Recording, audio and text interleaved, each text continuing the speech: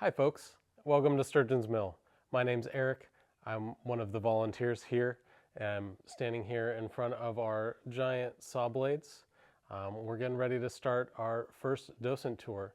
So that's what this video is. We're going to be covering some of the history of logging, some of the older technology that was used in the early 1910s, 1920s when this mill was founded, and just going over how a tree is turned into a log and brought to the mill.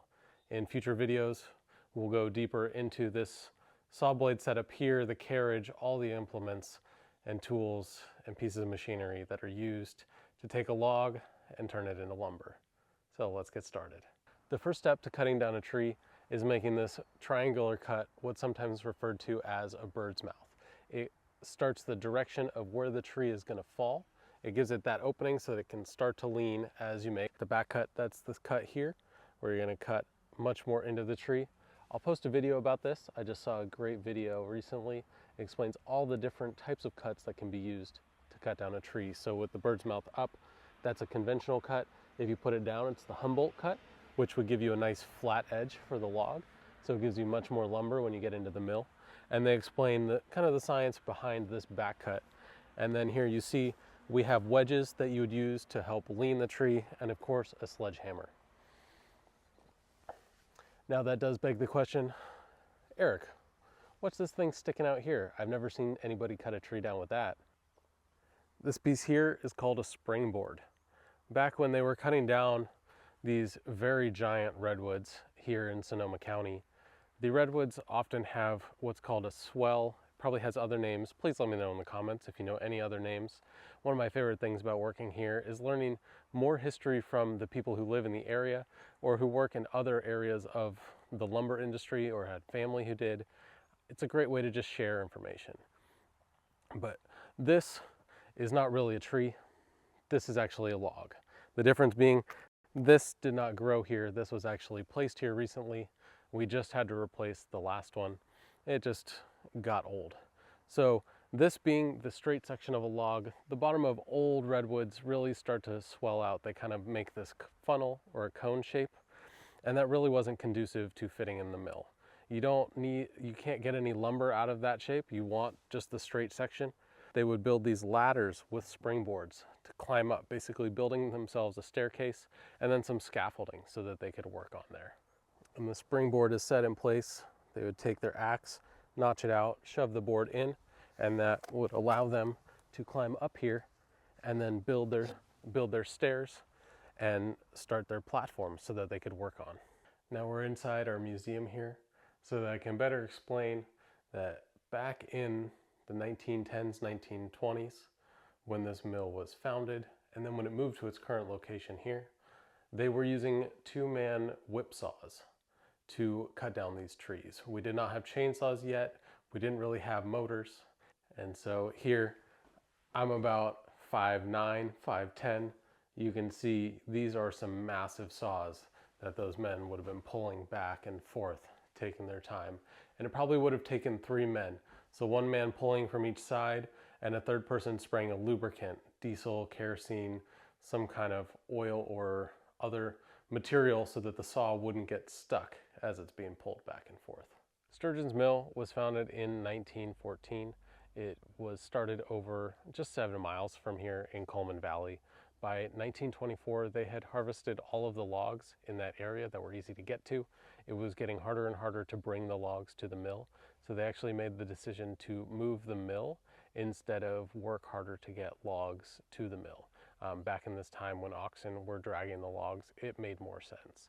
So they actually shut down for 2 years, took the mill apart piece by piece, found a similar piece of landscape to put the mill on here, rebuilt the mill, and then operated in this location from 1924 to about 1946. At that point, they just weren't as cost effective. It was way too expensive for them to run this 2-saw setup versus the new bandsaws that were just way more efficient, and they wasted a lot less of the log. So even though they had made some technological improvements, they switched from steam to electric, but they were still belt driven. That saw still takes a 1/3 of an inch curve. So that's like 0.33 versus a bandsaw is about a 1/16, which is 0.06. So it's about 5 times more loss of lumber So you'd think that log then becomes sawdust. So that's 5 times more sawdust produced, and that's 5 times less lumber that they saved.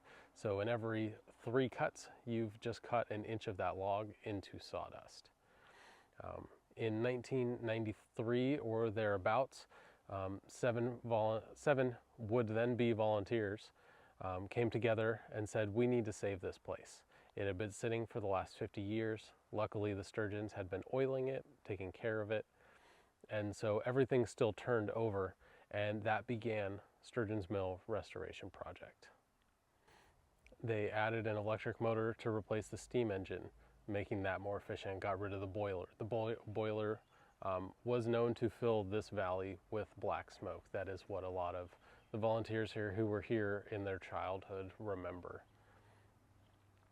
They added other ways to automate taking the boards off of the main saw to get it over to the edger.